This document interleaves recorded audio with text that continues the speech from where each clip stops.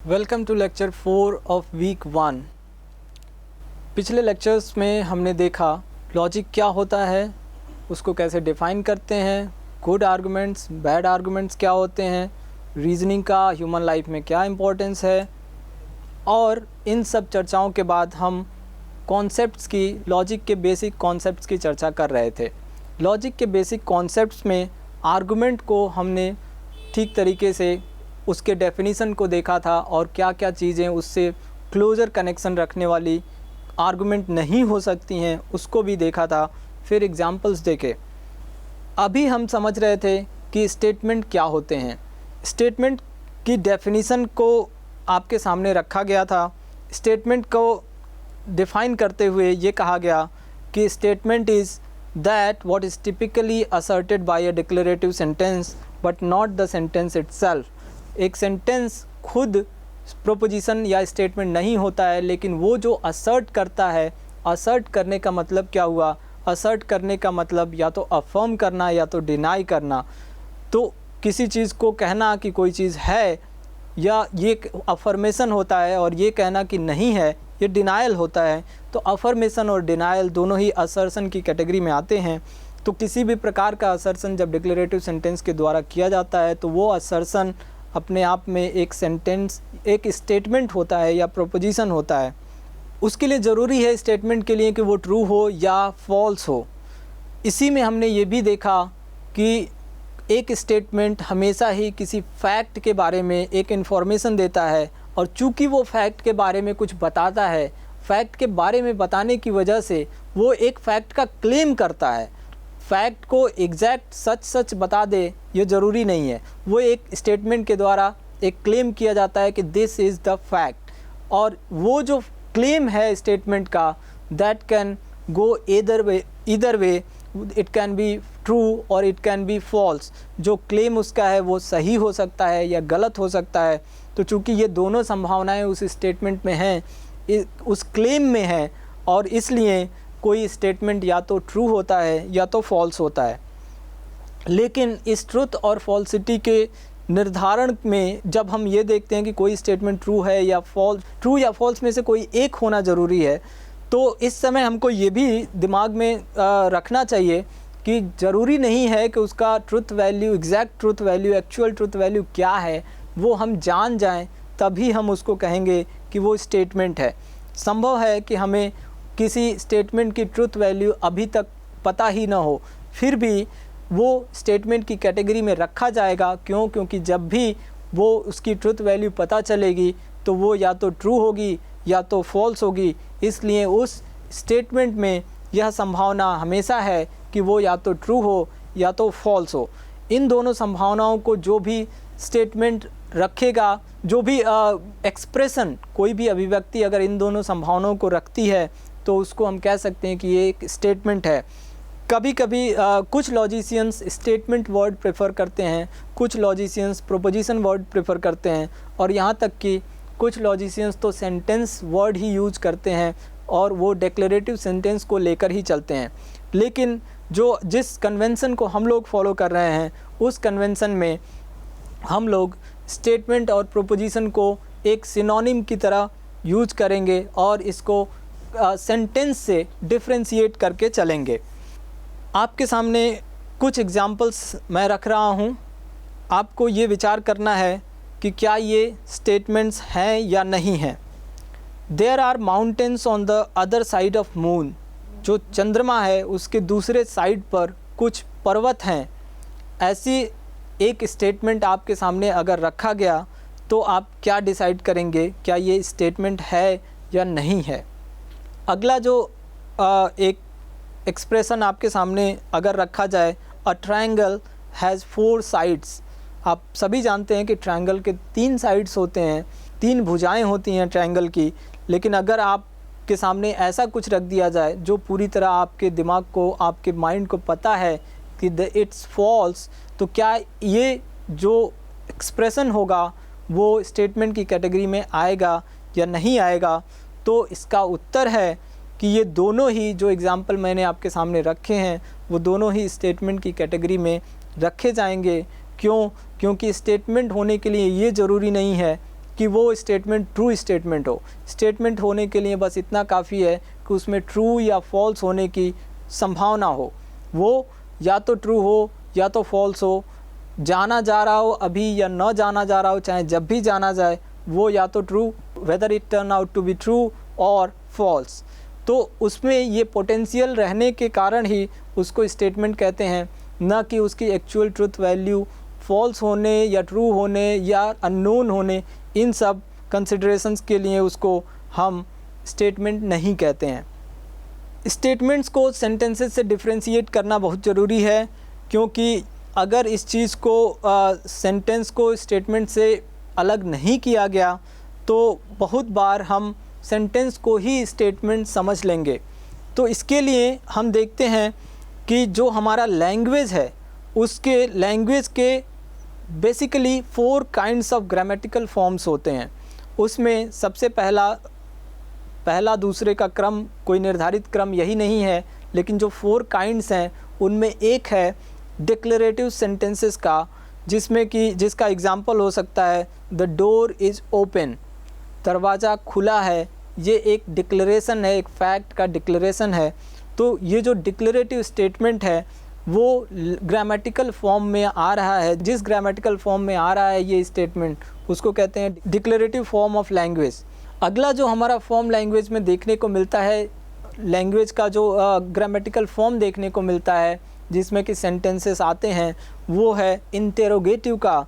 अगर कोई कहीं पर सवाल पूछा जाता है, कोई प्रश्न किया जाता है, तो वो जो टाइप ऑफ ग्रामेटिकल फॉर्म में रखा जाता है उसको कहते हैं इंटेरोगेटिव, प्रश्नवाचक। इस तरह से इसका एग्जाम्पल के रूप में आप ले सकते हैं इज़ द डोर ओपन, क्या दरवाज़ा खुला है। ये प्रश्न इंटेरोगेटिव फॉर्म ऑफ लैंग्वेज में आया है। तो इस प्रकार के जो सेंटेंसेस होते हैं, इस टाइप में, इस फॉर्म में आने वाले सभी जो भी सेंटेंसेस होते हैं वो सब इंटेरोगेटिव फॉर्म ऑफ लैंग्वेज कहे जाते हैं। इसी तरह जो अगला फॉर्म ऑफ लैंग्वेज है वो है इम्पेरेटिव का। इम्पेरेटिव का मतलब हुआ कि आदेश देना, जैसे कि ओपन द डोर, दरवाज़ा खोलो, ये एक प्रकार का आदेश है। इस तरह के जितने भी आदेश होते हैं वो इम्पेरेटिव फॉर्म ऑफ लैंग्वेज में आते हैं। अगला जो हमारा एक फॉर्म लैंग्वेज का होता है वो एक्सक्लेमेटरी फॉर्म ऑफ लैंग्वेज होता है, जैसे कि oh my gosh the door is open again. इस तरह की जो बातें होती हैं जिसमें एक्सक्लेमेशन के साथ बात बोली जाती है, एक आश्चर्य की, विस्मय की जो अभिव्यक्ति होती है, जिस तरह के लैंग्वेज के फॉर्म में प्रेजेंट किए जाते हैं, वो होता है exclamatory grammatical form of language. तो हमने देखा कि बेसिकली ये 4 प्रकार के ग्रामेटिकल फॉर्म्स होते हैं लैंग्वेज जब भी हम यूज़ करते हैं। उन सब में से केवल जो पहला हमारा ग्रामेटिकल फॉर्म है उसी में ही हमारे प्रोपोजिशंस यानी कि स्टेटमेंट्स जिनको हम कह रहे हैं स्टेटमेंट्स, वो केवल डिक्लेरेटिव फॉर्म में आते हैं। अदर जो फॉर्म्स हैं इंटेरोगेटिव, इम्पेरेटिव और एक्सक्लेमेटरी, ये स्टेटमेंट्स के लिए अप्रोप्रिएट फॉर्म्स नहीं हैं।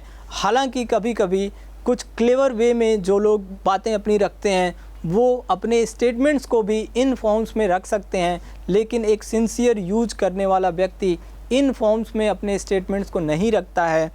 अगली बात जो यहाँ पे हमको समझनी है वह यह है कि हर स्टेटमेंट किसी न किसी सेंटेंस के द्वारा असर्ट किया जाता है, लेकिन ये कोई ज़रूरी नहीं है कि हर सेंटेंस के द्वारा एक स्टेटमेंट असर्ट किया जाए। ऐसा इसलिए बोला जा रहा है, जो कि हमने पिछली बात से ही क्लियर किया था, कि जो हमारे इंटेरोगेटिव, इम्पेरेटिव और एक्सक्लेमेटरी सेंटेंसेस हैं वो कोई भी असर्शन नहीं करते हैं, और इसलिए उन फॉर्म्स के सिंसियर यूज़ में कभी भी स्टेटमेंट्स नहीं आते हैं। यहाँ पे मैं सिंसियर यूज़ इसलिए किया हूँ क्योंकि कुछ क्लेवर यूज़ करने वाले लोग इन फॉर्म्स में भी स्टेटमेंट्स को रख सकते हैं, और वहाँ पे कॉन्टेक्स्ट से ये डिसाइड होता है कि वो प्रोपोजिशन है या नहीं है। सेंटेंसेस और स्टेटमेंट को डिफ्रेंशिएट करते हुए हम ये भी समझेंगे कि जो सेंटेंसेस हैं वो किसी न किसी लैंग्वेज का पार्ट होते हैं। जिस भी लैंग्वेज में वो सेंटेंस आ रहा है वो सेंटेंस उसी लैंग्वेज का पार्ट होता है, जबकि प्रोपोजिशंस उस लैंग्वेज के पार्ट नहीं होते हैं या स्टेटमेंट्स उस लैंग्वेज के पार्ट नहीं होते हैं। इसको समझने के लिए आप एक एग्ज़ाम्पल ले सकते हैं। इट इज़ रेनिंग, ये एक इंग्लिश लैंग्वेज का स्टेटमेंट है। एस्ता इलोवियंदो, ये स्पेनिश लैंग्वेज का स्टेटमेंट है। इल प्लू, ये फ्रेंच लैंग्वेज का स्टेटमेंट है। एस रेग्ने, ये जर्मन लैंग्वेज का स्टेटमेंट है। संभव है कि मैं स्पेनिश, जर्मन और फ्रेंच को ठीक ठीक प्रोनाउंस नहीं कर रहा हूँ क्योंकि मुझे खुद नहीं आता है। तो समझना यहाँ पर बस ये है कि ये 4 सेंटेंसेस हैं, ये चारों सेंटेंसेस 4 अलग अलग लैंग्वेजेस के हैं।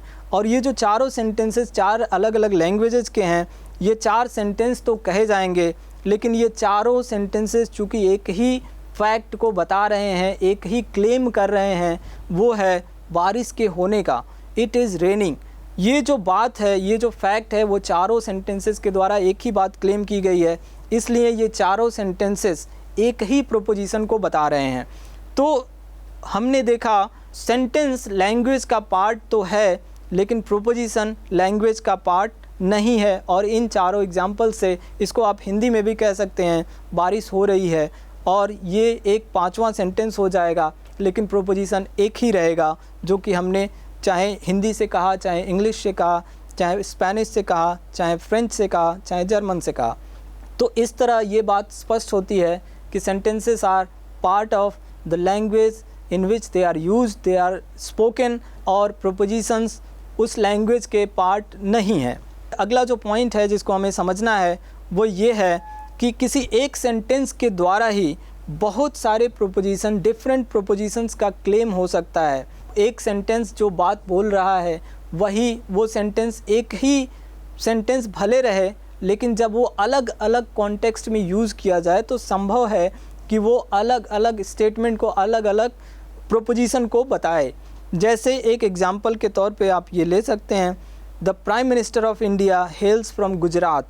ये जो स्टेटमेंट है वो अभी जिस समय में कोई गुजरात का व्यक्ति प्राइम मिनिस्टर होगा उस समय में तो ये उस प्रोपोजिशन को असर्ट करेगा जो कि ट्रू होगा। लेकिन यही अगर दूसरे समय में इस स्टेटमेंट को दूसरे कॉन्टेक्स्ट में ले जाकर क्लेम किया जाए, जबकि किसी गुजरात का कोई व्यक्ति प्राइम मिनिस्टर नहीं है, उस समय के लिए यही स्टेटमेंट, यही सेंटेंस ऐसे प्रोपोजिशन को असर्ट करेगा जो कि फॉल्स होगा। तो इस तरह हमने देखा कि एक ही सेंटेंस अलग अलग कॉन्टेक्स्ट में अलग अलग प्रोपोजिशन को असर्ट कर सकता है। तो सेंटेंस की जो 2-3 बातें हमारे सामने आई वो ये है कि सेंटेंसेस से प्रोपोजिशंस डिफरेंट होते हैं। सेंटेंसेस लैंग्वेज का पार्ट होते हैं, लेकिन प्रोपोजिशंस लैंग्वेज का पार्ट नहीं होते हैं। हम कभी भी एक सेंटेंस से ही अलग अलग प्रोपोजिशंस भी अलग अलग कॉन्टेक्स्ट में असर्ट कर सकते हैं। इसके साथ ही ये भी बात हमने स्पष्ट की, जो प्रोपोजिशन है वो उसके लिए ज़रूरी है कि हमेशा वो किसी सेंटेंस के द्वारा असर्ट किया जाए जो कि डिक्लेरेटिव सेंटेंस होगा, लेकिन हर सेंटेंस के लिए ये ज़रूरी नहीं है कि वो किसी न किसी प्रोपोजिशन को असर्ट करे। अब हम चलते हैं हमारे इस प्रोपोजिशन की चर्चा को और एक थोड़ा कॉम्प्लिकेशन के लेवल पे ले जाते हैं और ये समझते हैं कि प्रोपोजिशंस कितने प्रकार के होते हैं और वो क्या सभी प्रकार के प्रोपोजिशंस में एक ही प्रकार का असर्शन होता है या डिफरेंट वेज में असर्शंस भी होते हैं। तो यहाँ पे हम सबसे पहले डिफ्रेंशिएट करेंगे सिंपल प्रोपोजिशंस और कंपाउंड प्रोपोजिशंस में। Compound propositions are propositions which have 2 or more simple और compound statements as their component. एक कंपाउंड स्टेटमेंट या कंपाउंड प्रोपोजिशन उस प्रोपोजिशन को कहेंगे जिसमें 2 या 2 से अधिक स्टेटमेंट्स उसका कंपोनेंट बन के आ रहे हैं, यानी कि 2 या 2 से अधिक स्टेटमेंट मिल करके जब कोई एक बड़ा सा स्टेटमेंट बनाते हैं उसको हम कहते हैं कंपाउंड प्रोपोजिशन। उसके कॉम्प्लिकेशन का लेवल कितना भी ज़्यादा हो सकता है, क्योंकि जितने ज़्यादा स्टेटमेंट्स कनेक्टेड होते जाएंगे आपस में वो एक उतने से बड़ा एक compound statement, more and more compound statement बनाते जाएंगे। कंपाउंड स्टेटमेंट्स के बारे में एक ख़ास बात ये है कि कंपाउंड स्टेटमेंट्स में से कुछ कंपाउंड स्टेटमेंट्स ऐसे होते हैं जो कि अपने कंपोनेंट्स को भी असर्ट करते हैं। कंपाउंड स्टेटमेंट अगर ट्रू है तो उसमें जो कंपोनेंट्स आए हैं वो भी ट्रू हैं, ऐसा उसका उस स्टेटमेंट का दावा होता है। एग्जांपल्स में देखेंगे तो ये बात और भी स्पष्ट होगी।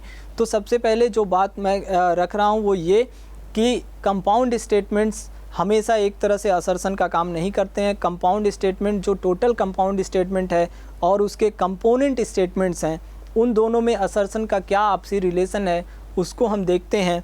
तो कभी कभी कंपाउंड स्टेटमेंट्स अपने कंपोनेंट स्टेटमेंट्स के बारे में भी असर्ट करते हैं, जबकि कभी कभी ऐसा होता है कि कंपाउंड स्टेटमेंट अपने कंपोनेंट स्टेटमेंट के बारे में कोई असर्शन नहीं करता है। जैसे कि एक टाइप ऑफ कंपाउंड स्टेटमेंट है कंजंक्टिव प्रोपोजिशंस का, कंजंक्टिव या कंजंक्शंस का। हम कंजंक्शन बोल सकते हैं या कंजंक्टिव स्टेटमेंट बोल सकते हैं या कंजंक्टिव प्रोपोजिशन बोल सकते हैं। तो इसके द्वारा, कंजंक्टिव प्रोपोजिशंस के द्वारा जो इसके कंपोनेंट स्टेटमेंट्स होते हैं उनको भी असर्ट किया जाता है। एग्जाम्पल में देखते हैं, द अमेजन बेसिन प्रोड्यूसेस रफली 20% of the earth's oxygen, creates much of its own rainfall and harbors many unknown species। ये जो हमारा कंपाउंड स्टेटमेंट है, इसमें आप देख रहे हैं 3 स्टेटमेंट्स आपस में जुड़े हुए हैं। तीनों स्टेटमेंट अमेजन बेसिन के बारे में क्लेम कर रहे हैं। इसमें तीनों स्टेटमेंट एंड से जुड़े हुए हैं। मेंशन एक जगह पे एंड है लेकिन वो तीनों जगह पे वो फंक्शनल है। तो तीनों स्टेटमेंट आपस में एंड से जुड़े हुए हैं, और इस तरह के जो स्टेटमेंट एंड से जुड़े हुए कंपाउंड स्टेटमेंट आते हैं जिनमें केवल एंड हो, तो वो कंजंक्टिव स्टेटमेंट कहा जाता है। और कंजंक्टिव कंपाउंड प्रोपोजिशन की खासियत ये है कि इस कंपाउंड स्टेटमेंट के ट्रू होने पे इसके जितने भी कंपोनेंट स्टेटमेंट हैं उनका भी ट्रू होना ज़रूरी हो जाता है। तो यहाँ पे कंपाउंड प्रोपोजिशंस जब भी असर्ट कर रहे हैं अपनी बात, तो साथ साथ वो अपने कंपोनेंट स्टेटमेंट की ट्रुथ वैल्यू भी साथ साथ असर्ट कर रहे हैं। अगला जो कंपाउंड स्टेटमेंट्स का टाइप है, जिनमें ये समझना है हमको कि कभी कभी कंपाउंड स्टेटमेंट्स अपने कंपोनेंट स्टेटमेंट्स के कोई ट्रुथ को लेकर कुछ भी असर्ट नहीं करते हैं, वो यह है डिसजंक्टिव, जिनको कि अल्टरनेटिव प्रोपोजिशंस भी कहते हैं, एंड हाइपोथेटिकल, जिनको कि कंडीशनल प्रोपोजिशंस भी कहते हैं। ये ऐसे टाइप के कंपाउंड प्रोपोजिशंस हैं जो कि अपने कंपोनेंट स्टेटमेंट्स के बारे में कोई असर्शन, उनके ट्रुथ के बारे में कोई असर्शन नहीं करते हैं। जैसे कि एक एग्जांपल अगर ले लें, लॉजिकल स्किल इज़ यूजफुल और it is not useful. Logical skill हमारे लिए यूजफुल है या हमारे लिए यूजफुल नहीं है। ये जो दो बातें हैं वो और से कनेक्टेड हैं, और इस तरह से जो कनेक्शन एग्जिबिट करने वाले कंपाउंड प्रोपोजिशंस होते हैं उनको डिसजंक्टिव या अल्टरनेटिव प्रोपोजिशंस बोलते हैं। और इसमें, इस तरह के प्रोपोजिशन में आप जब भी इसको देखेंगे तो आप ये नहीं कह सकते हैं कि इसमें, इस स्टेटमेंट में ये कहा जा रहा है कि लॉजिकल स्किल इज़ यूजफुल, ऐसा कहा जा रहा है, ऐसा क्लेम किया जा रहा है, आप नहीं कह सकते हैं। नहीं आप ये कह सकते हैं कि इस स्टेटमेंट में ये कहा जा रहा है कि logical skill is not useful. न ही आप दो कंपोनेंट्स जो हैं उनमें से किसी भी एक कंपोनेंट को ये नहीं कह सकते हैं कि इस स्टेटमेंट, इस कंपाउंड स्टेटमेंट के द्वारा उसका क्लेम किया जा रहा है। तो हमने देखा कि डिसजंक्टिव स्टेटमेंट्स में जो कंपोनेंट्स हैं उसके ट्रुथ के बारे में कोई क्लेम उस कंपाउंड स्टेटमेंट के द्वारा नहीं किया जाता है। इसी प्रकार से जो एक और एग्जांपल हम देख सकते हैं, the 18th century free thinker Voltaire said, एक वोल्टेयर नाम के फ्री थिंकर थे 18th सेंचुरी में, उन्होंने एक हाइपोथेटिकल स्टेटमेंट दिया। हाइपोथेटिकल स्टेटमेंट क्या है? If God did not exist it would be necessary to invent him. ये जो स्टेटमेंट है, इसमें जो कनेक्शन बनाया गया है दो स्टेटमेंट्स हैं। पहला स्टेटमेंट है God did not exist, God exist नहीं किया, और दूसरा जो स्टेटमेंट है it would be necessary to invent him, God को बनाना पड़ेगा, इन्वेंट करना होगा, ये अनिवार्य हो जाता है। तो ये जो स्टेटमेंट है ये कंपाउंड स्टेटमेंट इसलिए है क्योंकि इसमें इफ़ देन एक कनेक्टिव लगा हुआ है, जिसको कि हम कंडीशनल कनेक्टिव या इसको इम्प्लीकेशन बोलते हैं। तो ये जो इफ़ देन से कनेक्टेड स्टेटमेंट है, इसमें ध्यान देने की बात ये है कि ये जो पूरा कंपाउंड स्टेटमेंट क्लेम कर रहा है उसमें इसके जो दो कंपोनेंट्स हैं पहला component God did not exist, दूसरा component it would be necessary to invent him. इन दोनों कंपोनेंट में से किसी भी कंपोनेंट को इस कंपाउंड स्टेटमेंट के द्वारा क्लेम नहीं किया जा रहा है। ऐसा बिल्कुल नहीं कहा जा रहा है कि गॉड एग्जिस्ट नहीं किया, और ऐसा भी नहीं कहा जा रहा है कि गॉड को इन्वेंट करना अनिवार्य है। जो क्लेम है वो पूरा एक कंडीशनल क्लेम ही कंपाउंड स्टेटमेंट अपना क्लेम कर रहा है। एक इंडिपेंडेंट इन कंपोनेंट्स के क्लेम के बारे में बहुत ही स्ट्रिक्टली कुछ भी नहीं कह रहा है। ये कंपाउंड स्टेटमेंट के जो ट्रुथ को लेकर क्लेम है अपने कंपोनेंट्स के बारे में, उसको समझने के पश्चात एक ख़ास तरह के स्टेटमेंट्स और भी होते हैं जिनके आपसी ट्रुथ जिसके ट्रुथ के वेरिएशंस को समझते हैं। उसमें हैं एम्बेडेड प्रोपोजिशंस। एम्बेडेड प्रोपोजिशंस किसको कहते हैं और कंपाउंड प्रोपोजिशन ये कैसे कंपाउंड प्रोपोजिशन से ये कैसे डिफ़र करता है, तो इसको आप ऐसे समझ सकते हैं कि मान लीजिए एक प्रोपोजिशन है और दूसरा प्रोपोजिशन है और बीच में कोई इन दोनों के बाहरी एक कनेक्शन जोड़ा गया है, एक बाहर से उनको एक चेन से जोड़ दिया जाए जिसको कि कनेक्टिव बोलते हैं। तो ऐसे जो जुड़ाव से, ऐसे कनेक्टिव से जुड़े हुए प्रोपोजिशन होते हैं उनको कंपाउंड प्रोपोजिशन कहते हैं। लेकिन एम्बेडेड प्रोपोजिशन उनसे डिफरेंट हैं। डिफरेंट कैसे हैं? डिफरेंट इस सेंस में है कि आप जब भी एम्बेडेड प्रोपोजिशन की बात करेंगे तो उस एम्बेडेड प्रोपोजिशन में ऐसा होगा कि दो प्रोपोजिशन एक से जुड़े तो आएंगे, लेकिन पहला प्रोपोजिशन जिसको कि कहेंगे एम्बेडिंग प्रोपोजिशन, वो अपने में अपने अंदर ही गुथा रहेगा दूसरे प्रोपोजिशन को, जिसको कहते हैं एम्बेडेड प्रोपोजिशन। तो जब एक प्रोपोजिशन के अंदर ही उसके इंटरनल पार्ट के रूप में दूसरा प्रोपोजिशन आए तो वो दोनों प्रोपोजिशन आपस में एम्बेडिंग रिलेशन में वहाँ पर आ रहे हैं, ऐसा हमको समझना चाहिए। तो ये जो एम्बेडेड प्रोपोजिशंस होते हैं वो भी बड़े ही इंटरेस्टिंग होते हैं। जैसे इसके कुछ एग्जांपल्स हम देखते हैं। जैसे एक एग्जांपल है, John believes that Rohan killed Harry. John यह विश्वास करता है कि रोहन ने हैरी को मारा। ये जो बात है, इसमें एक बात जो एम्बेडेड प्रोपोजिशन के रूप में आ रहा है, रोहन किल्ड हैरी, ये जो हमारा एम्बेडिंग प्रोपोजिशन है, जॉन बिलीव्स दैट समथिंग, तो जॉन बिलीव्स के अंदर गुथा हुआ है। इसलिए हम ये जो पूरा स्टेटमेंट है इस सेटअप को, एम्बेडिंग सेटअप को एक अलग तरह से ट्रीट करते हैं लॉजिक में, और इनके जो आपसी ट्रुथ कनेक्शंस होते हैं वो भी डिफरेंट प्रकार से काम करते हैं। जैसे कि John believes that Rohan killed Harry, इसमें एक फैक्ट है रोहन किल्ड हैरी जो कि ट्रू या फॉल्स दोनों ही हो सकता है, और जॉन बिलीव्स समथिंग ये दूसरा फैक्ट है जो कि ट्रू या फॉल्स हो सकता है। साथ में John believes that Rohan killed Harry, ये जो फैक्ट है, जो दूसरा एम्बेडेड फैक्ट है, एम्बेडेड प्रोपोजिशन जिस फैक्ट का क्लेम कर रहा है उसी का बिलीफ जॉन के द्वारा किया जाता है या नहीं किया जाता है, ये भी एक अलग ही प्रकार का फैक्ट है। तो इस तरह हम देख सकते हैं कि एम्बेडेड प्रोपोजिशन जो उसकी ट्रुथ वैल्यू है वो इंडिपेंडेंट होती है एम्बेडिंग प्रोपोजिशन के ट्रुथ वैल्यू से, क्योंकि जॉन अगर बिलीव करता है कि रोहन ने हैरी को मारा तो भी संभव है कि वो रोहन ने हैरी को नहीं मारा हो। यानी कि एम्बेडेड प्रोपोजिशन है उसका ट्रुथ वैल्यू जो एम्बेडिंग प्रोपोजिशन है उसके ट्रुथ वैल्यू पे डिपेंड नहीं करता है।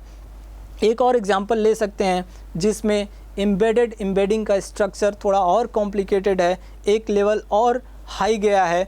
तो इस तरह हम देखते हैं, ये एग्जांपल जो है, Deepak announced John's belief that Rohan killed Harry.